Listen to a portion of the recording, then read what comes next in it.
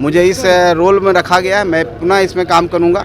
बाकी चुनाव कोई कार्यकर्ता लड़ेगा वहाँ पर तो भी फैसला हो जाएगा, तय हो जाएगा। जो हमारा गणित है उसमें तो निर्विरोध होना चाहिए। बाकी 11 तारीख को सब क्लियर पता ही चल जाएगा। कोई ना कोई कार्यकर्ता हमारी पार्टी से जरूर लड़ेगा लोकसभा को। सीटें मिलेंगी आप लोग को या फिर? अब हम गठबंधन में हैं तो अब निश्चित तौर पर सीटें मिलेगी। और ज़्यादा विचलित हो रहे हैं हमारे आदरणीय लालू प्रसाद यादव जी, तेजस्वी यादव जी, और उनको विचलित नहीं होना चाहिए क्योंकि उसके वो परिवारवाद के एक सिंबॉलिज्म बन चुके हैं। बिहार सरकार में मंत्री संतोष कुमार सुमन, जो हम पार्टी के राष्ट्रीय अध्यक्ष हैं, चर्चाएं चल रही थी कि इस बार 2024 में लोकसभा चुनाव लड़ेंगे, लेकिन देखिए एमएलसी का पद उनका जा रहा था और जिस तरीक़ा से नॉमिनेशन होना था उस नॉमिनेशन में पहुंच गए हैं।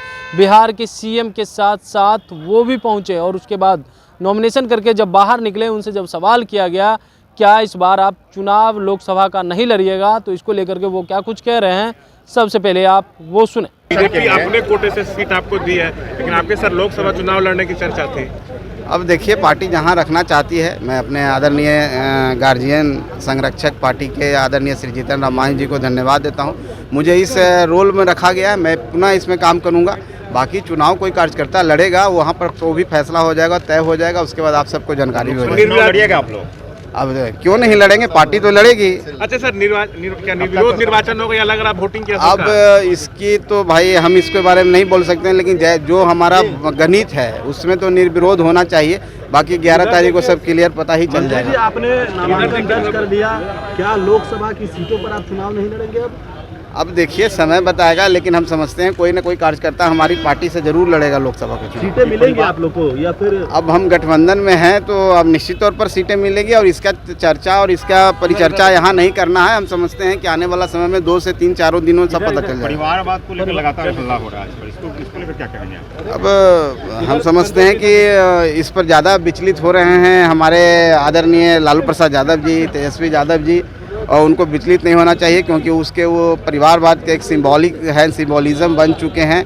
और जिस तरह से उन्होंने टिप्पणी किया माननीय मोदी जी पर कि उनका परिवार नहीं है, सारा विश्व और सारा देश देख रहे हैं कि सब कह रहा है मैं भी मोदी का परिवार हूं, तो जवाब उनको मिल चुका है। बहुत सारी टिप्पणी की है, मैं नहीं समझता इस पर ज़्यादा बोलने की जरूरत। तो आपने साफ तौर पे सुना, उनका कहना है कि देखिए अब जो है जिस तरीक़ा से हमारी पार्टी, जो हम पार्टी के संरक्षक हैं जीतन राम मांझी, यानी बिहार के जो पूर्व मुख्यमंत्री, हम पे जो भरोसा जताया, हमें जो दायित्व दिया है उस दायित्व को हम संभालेंगे। वहीं चुनाव लड़ने को लेकर के उन्होंने कहा है कि हमारी पार्टी के कोई कार्यकर्ता चुनाव लड़ेंगे, लेकिन ये भी कहा है उन्होंने कि आने वाले दिनों में देखा जाएगा कि आखिर क्या करना है। लेकिन जिस तरीक़ा से परिवारवाद को लेकर के चर्चाएं हो रही है और खूब सियासत हो रही है, इसको लेकर के भी उन्होंने कहा है कि लालू प्रसाद यादव हो या तेजस्वी यादव हो, उन्हें जो है इन सब चीज़ों से बचना चाहिए, इस तरह की बातें नहीं करनी चाहिए। जो परिवारवाद को लेकर के मोदी ने कहा था और जमकर बरसे थे, उसी पे लालू प्रसाद यादव ने कहा था कि देखिए इनके पास इनका परिवार ही कहाँ है जो ये परिवार के लिए कुछ करेंगे। उसके बाद पूरे बिहार में के साथ साथ पूरे देश में सियासत होने लगी है। उसके बाद जितने भी एनडीए घटक दल के हो या बीजेपी के मंत्री हो, विधायक हो या तमाम जो उनके नेता हैं, वो अपने एक्स हैंडल पर लिखने लगे मोदी का परिवार। लगातार सियासत भी हो रही है और जो है बयानबाजी का भी दौर शुरू हो गया है। तो इसी क्रम में हम पार्टी के राष्ट्रीय अध्यक्ष जो बिहार सरकार में मंत्री संतोष सुमन भी लालू और तेजस्वी पर जमकर बरसते हुए नजर आए। कमलेश कुमार, लाइव बिहार, पटना। YouTube पर सब्सक्राइब और Facebook पर लाइक जरूर करें।